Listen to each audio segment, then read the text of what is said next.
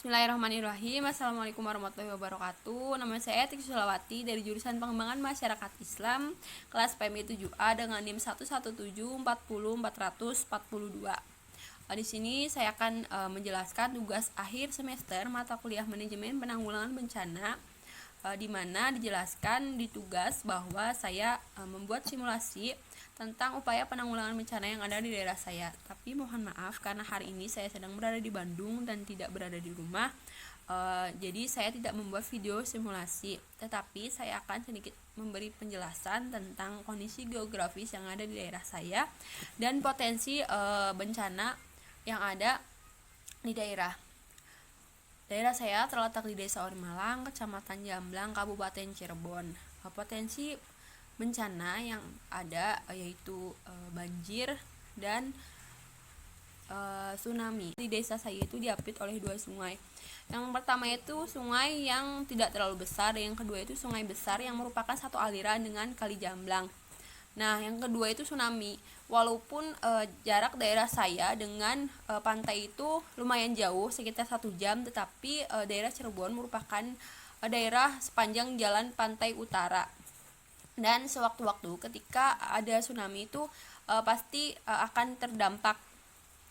Nah, saya akan membahas tentang banjir. Mengapa banjir yang merupakan potensi dari daerah saya? Karena yang sudah saya sebutkan tadi bahwa desa saya diapit oleh dua sungai, dan yang berpotensi untuk banjir yaitu sungai yang besar yang merupakan satu aliran dengan Kali Jamblang. Karena walaupun banjir ini tidak setiap tahun terjadi, tetapi beberapa tahun belakang itu pernah terjadi banjir karena air yang sungai yang ada di aliran sungai Kali Jamblang itu meluap ke pemukiman warga.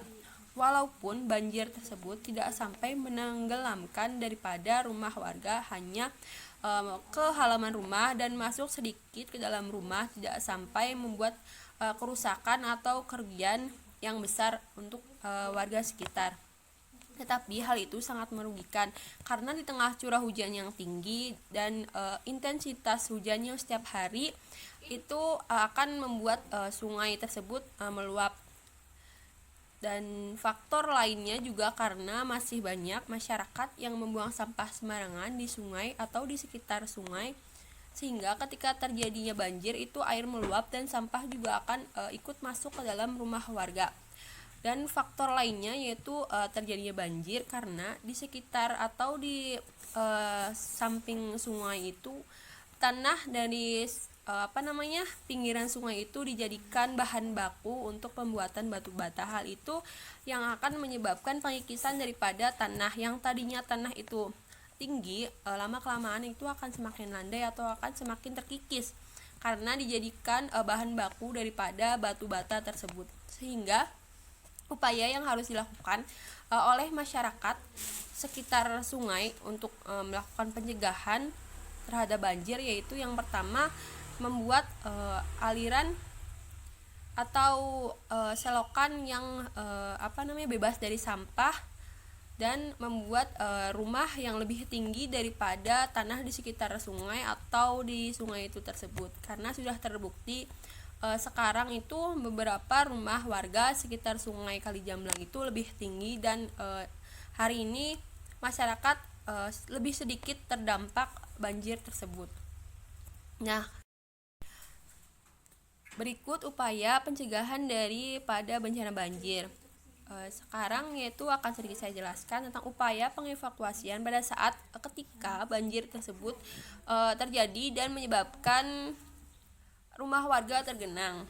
Hal yang dilakukan adalah melakukan evakuasi barang-barang atau dokumen-dokumen penting untuk dipindahkan ke tempat yang lebih tinggi, dan melakukan evakuasi terhadap masyarakat atau orang-orang yang diprioritaskan seperti anak-anak, balita, dan lansia.